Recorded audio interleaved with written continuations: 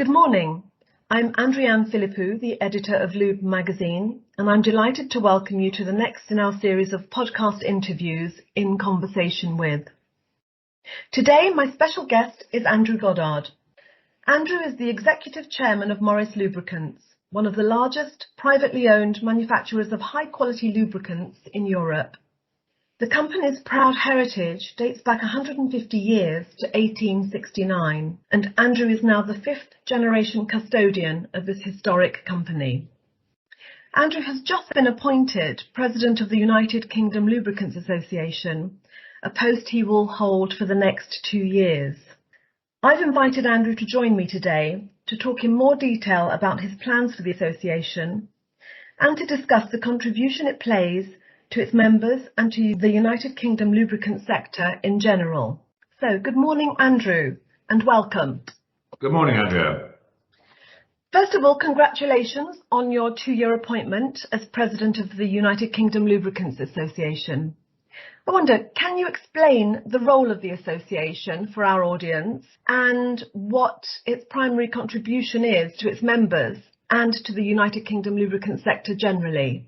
Certainly. The role of UKLA is to represent its members and member companies from all walks of life, but predominantly the lubricants industry as well as the supply chain which the lubricant marketplace demands and relies on. But it's to ensure that our members are kept fully versed with any legislative changes and to ensure that we're all doing what we should be doing with regard to government changes. We're obviously just passed through Brexit as well as many other regulations that keep changing, particularly with the chemical industry. Times are changing in the lubricant industry and it's very, very important that we all keep abreast of exactly what we should be doing and what we shouldn't be doing. So that's where a dynamic industry body such as the UKLA basically is what we rely on. Indeed, and as a trade association, it's very proactive, but obviously this has been a very difficult time in terms of the transition from Brexit for us as a sector, as an industry. Do you think that with the lubricants market within the UK going through such fundamental changes now that we've possibly lost a little bit of our leverage in terms of the European marketplace now that we're no longer a fully fledged member of the EU? Is that important? I think that is probably, yes, as you say, it is important and it will have ramifications on UK blenders particularly. That said, through obviously membership of UKLA, we're also maintaining membership of UEIL. So the Union of European Independent Lubricant Manufacturers, who hold sway with the European Parliament. So we're still represented at European level with regarding things like motor vehicle block exemption, which the committees are working very hard on, and technical and competition, as well as sustainability and other key important issues of the day. And so as far as Brexit is concerned, yes, there's more legislation and yes, there's more implications and it's a learning curve for everybody involved, that for whichever side of the fence you sit really. But I think a lot of people are finding, yes, there are more hoops to jump through, but yes, we can still successfully trade with Europe. And so from your point of view, because obviously as president of the UKLA for the next 2 years, your other hat is obviously you run a very successful international lubricants manufacturing business. And so you have to still trade within the EU corridors and indeed globally.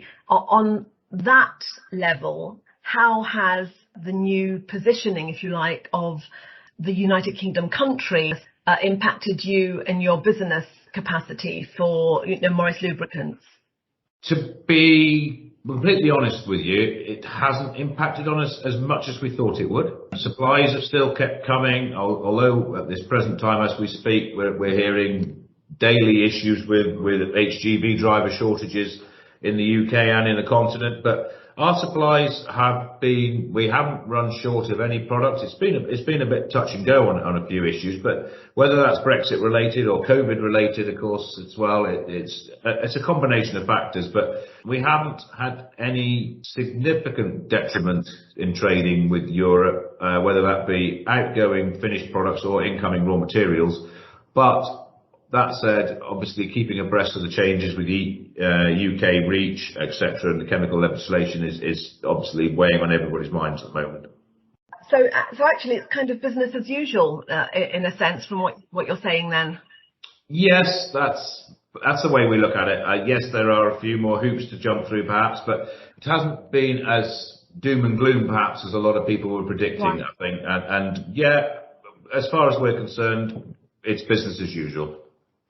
So, the immediate reaction over the weekend with HGV drivers, etc., and the sort of series of, if you like, panic buying responses at the garage forecourts, is that something that's just a temporary sort of blip? You don't think there's any longer term impact that we're going to feel that maybe is also a result of the changes from Brexit and indeed COVID?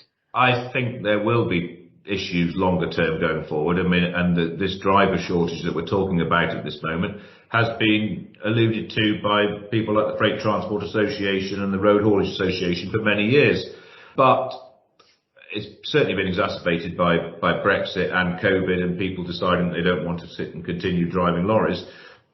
But it's media hype. A lot of this is. I mean, there is no fuel shortage. There is a shortage of drivers delivering the fuel, but there is no fuel shortage. So that's where the mix-up occurs.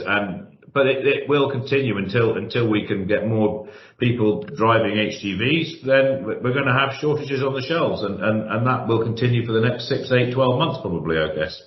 Well, moving forward a little bit, and obviously we are all very much aware of the impact and the significance of a more sustainable lifestyle on every level, and obviously that factors right into at the heart of our industry. Is that the key driver in our business moving forward within this sector? Yes, undoubtedly, and I've said this for many years when we have graduates joining our business here. I've said 30, 40 years ago, the oil industry was seen as the most glamorous industry in the world to be joining, whereas now it's seen as one of the industries basically which is seen as a major polluter, which is not the case. I mean, we're all working towards reducing emissions in vehicles and working with the OEMs to ensure basically that the equipment operate in the most efficient manner. Sustainability, obviously, though, affects every company in the world, whatever you're manufacturing or selling or which service you're providing, and it's vitally important that we as an industry are leading this, and I think we are. I mean, as an industry, the oil industry with the global majors are working towards sustainability and to reduce emissions as much as we possibly can. And again, from a UKLA perspective and from what we can do is advise our members on what we can and what we should be doing to maintain our role at the forefront of sustainability actions from oil companies. Do you think some of that activity and moving forward, looking at your next 2 years, if you like, at the helm of UKLA, it's important to get that message out there publicly to a wider audience? Because whilst we as a sector know that our changes are part of the solution, does that message really get out there enough, do you think? Probably not, but I think at the moment as well, we're in a huge period of limbo, and that's why the next 2 years of my presidential term are really quite exciting in some respects, is because we've got massive changes. Media hype and drive over the last 3 or 4 years has been, particularly in the passenger car motor oil marketplace, has been towards electrification, and there's undoubtedly mileage in electrification for passenger car vehicles, but there's been no real solution for heavy duty and off-highway railroad. So that is something which I think is gathering momentum, particularly with the hydrogen internal combustion engine, which from a perspective of ongoing business for the lubricant market, they still require lubricants and significant amounts, and there will be some changes in what they do require. But if the hydrogen internal combustion engine develops fairly rapidly over the next 5 years or so, then the lubricant industry has to develop rapidly to match that. So from what you're saying then, you feel there's an awful lot of potential out there for this industry to be very vibrant and dynamic moving forward and making changes to adapt to the whole e-park and the other elements that are coming in terms of our transportation. Certainly. I don't think it's all doom and gloom. yes, you don't want to be an ostrich and bury your head in the sand, and so let's hope it all goes on without you. But I think that everything that I'm sort of reading and hearing now, the driver and the heavy duty marketplace particularly, is towards the continuation of an internal combustion engine in some shape or form. Now, the likelihood is that that will probably be hydrogen powered, which will mean that there will be a requirement for lubricants. So we will be in a strong position, and hopefully leading from the front with a sustainable product base and supply chain. And that's the message definitely that you're going to be carrying forward over the next couple of years for the UKLA members then, from that point of view. You feel very strong about that? I'm convinced that this is going to be the most important thing that we as lubricant blenders and manufacturers need to be concerned about at this moment in time. Sustainability in whatever sector it is, whether it be the transport sector or any other service sector in the world, everybody has to do their bit. And we as an industry are really well placed that we can do what we can to assist. And do you think that's going to be something that the European lubricants industry market is going to take on as well, in terms of, looking at hydrogen fueled engines? I think it's going to be a global phenomenon probably in the not too distant future. But from a European perspective as well, sustainability obviously is very, very high up on the agenda. And through the good work of the UEIL, they have now set up a sustainability team, of which Peter Vickers represents us, one of our UKLA board members, my fellow board members, and it's moving very quickly, and everybody is very keen to get behind this and move forward with it and ensure that sustainability moving into the next 10, 15, 20 years of this industry is vitally important to us all. Which sounds really exciting and very encouraging, actually, because there has been a real sort of, if you like, a sense of doom and gloom out there, hasn't there, over the last, I think, maybe the sort of perfect storm of, Brexit, COVID, and just a sense of too much change happening far too quickly. But actually, it's quite encouraging to hear your thoughts on that, because, I think we are obviously going through a period of transition, and change is the only constant. But in the end, what you're saying is that you feel it's all going in a positive direction, actually. There are undoubtedly some major hurdles to jump over moving forward, but I've certainly become more reassured in the last sort of 6 months or so when, and this is from a lubricant marketeer's perspective, is the fact that all the media hype has been towards the end of the internal combustion engine and move towards electrification, where really perhaps you haven't seen a fully thought out process of how to, that's fine for cars and inner city cars, but it doesn't work for heavy duty, it doesn't work for off highway equipment, it doesn't work for tractors and agriculture, which is a huge part of our marketplace as blenders. And the development for people like JCB or Cummins and MAN and people like this of the hydrogen engine and an operational hydrogen engine at really, really no significant cost increase over and above what they're operating with the traditional diesel or gasoline internal combustion engine has been a massive boost that I've seen personally. And I'm thinking to myself, this sets basically a future for our industry and our company, so to make sure that we're here maybe for another 100 years developing products. And if we can get a source of hydrogen and we can manage it safely and we can make it through renewable sources, then it is a green initiative, and why not? I mean, it makes perfect sense. I mean, even in the weekend I saw Jeremy Clarkson driving a hydrogen fueled JCB, and he was saying, what's wrong with this? I'm not producing any emissions and I've got an engine in front of me. So he's a happy man. And that's the ethos for a lot of people, I think, is we can do something and we can do it sustainably. We should do it. Well, I think that's a great image, Jeremy Clarkson driving a hydrogen fueled vehicle. Is that something more that the UKLA can look at, sort of sharing that kind of news coverage, getting that momentum behind the changes that are already beginning to happen, to spread that message across? Hopefully, yes, and I think that's important. I mean, we've got a fantastic magazine in Lube, which gets the message across, and we should utilise all the channels available to us to put across there that we're not ostriches, we're not burying our head in the sand, we're not hoping that the electrification just comes and goes. as an industry, we're moving forward, being progressive, and we're looking at new technologies, and we're supporting the technologies which we believe are fully sustainable, but also maintain basically a requirement for lubricants so our members are protected in what they're doing. And that's going to be your sort of chief, if you like, objective over the next 2 years, is promoting that?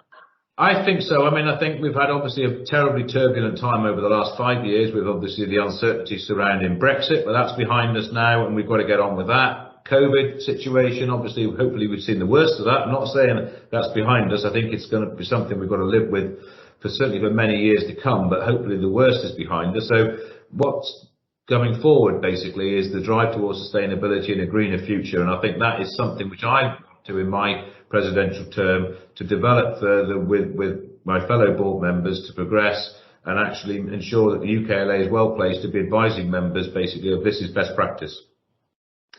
Well, it sounds very encouraging to hear your comments, and obviously Lube is fully behind the initiatives that UKLA as an association is going to be driving. Obviously, sustainability conference that we have coming up next March is part and parcel of that, and it will be very exciting to hear more as time progresses. Going back momentarily to your company, obviously it's quite tumultuous where you started as a company in 1869 and where you are now and where you're going. What do you think your personal legacy will be for your company, in the next 100 or so years? I hope a very good one. We've seen massive changes since I've been with the company. I mean, I've been with the company for 25 years now. Huge changes in that time. I mean, we've seen sump sizes reducing, so we've seen the proliferation of different specifications and OEM specifications and the number of products we're having to manufacture, as well as products becoming much more technical, I guess, an improvement in base oils. Everything's just got more and more complex and technical, I guess. But what I would like to see is my legacy going forward within my own company is the fact that basically that we've got a very stable platform. We continue doing what we're doing. We are seen by everybody in the industry, by our peers as well, as a reputable company producing good quality products, and that long may that continue. And that really is the legacy I want to put forward, is the fact that we're a very well respected company. We always have been, and long may that continue. And tell me, as a family man, are you expecting or hoping or anticipating your children will carry on picking up the mantle where you leave off? I would hope so. Who knows what the future holds? What this industry may look very different in 20, 30, 40 years' time.